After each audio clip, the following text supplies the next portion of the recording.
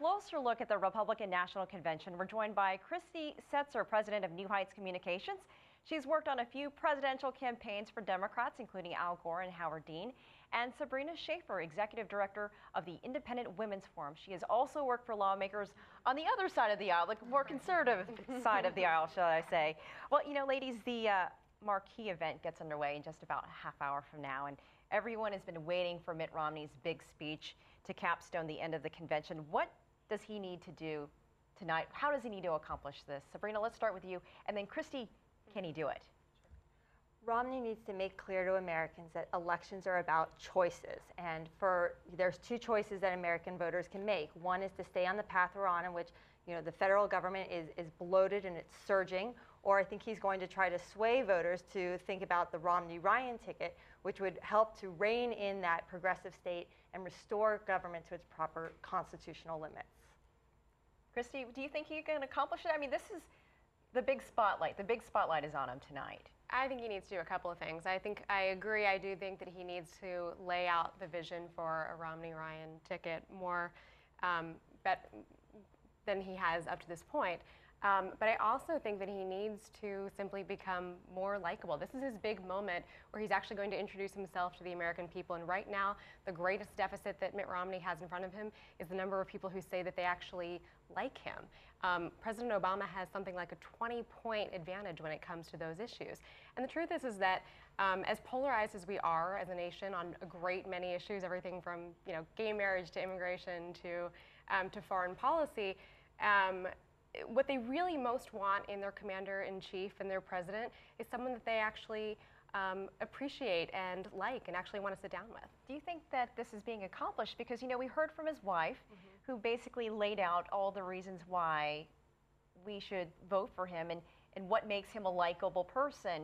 Is that message getting across? I think that Ann Romney does serve an important role in sort of trying to break down that outer shell that so many people find hard to get through with Governor Romney. But I don't think that people are electing a friend. They're electing someone who has sound economic policies. And at a time when the national debt is swelling to nearly $16 trillion, when unemployment is at 8.3%, Congress hasn't passed the budget in nearly 3 years, I don't think they care if they're going to be the guy they go to the movies with. And I think that is what Paul Ryan tried to point out last night. He said, look, we're a generation apart. We listen to different music, but we have the same economic principles, the ones that can help restart this economic engine, and that's what American voters care about right now. Christy, for our international audience, let me let you weigh in on the foreign policy issue. We really haven't heard that much about where they stand, talking about Mitt Romney and Paul Ryan. There's a lot going on in the world right now. Right. There is a lot going on. And what's interesting is that foreign policy is one area which Americans are not particularly ideological. They just want results. Again, as I said, we're polarized on a great many issues, but that's not one area where we are. And right now, President Obama gets a huge advantage on foreign policy as well, because he's been able to accomplish something that many Democrats before him have not, which is he's been able to erase the traditional Republican advantage on national security. That's because people believe that he's been getting stuff done, everything from the killing of Osama bin Laden to bring our troops home from Iraq and a plan for Afghanistan.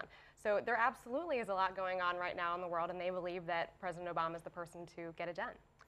Yeah, I think that we do need to take more time focusing on foreign affairs. Right now, I think a lot of people don't realize that we just hit the 2,000 mark in terms of deaths in Afghanistan. This was hardly touched upon in the news here.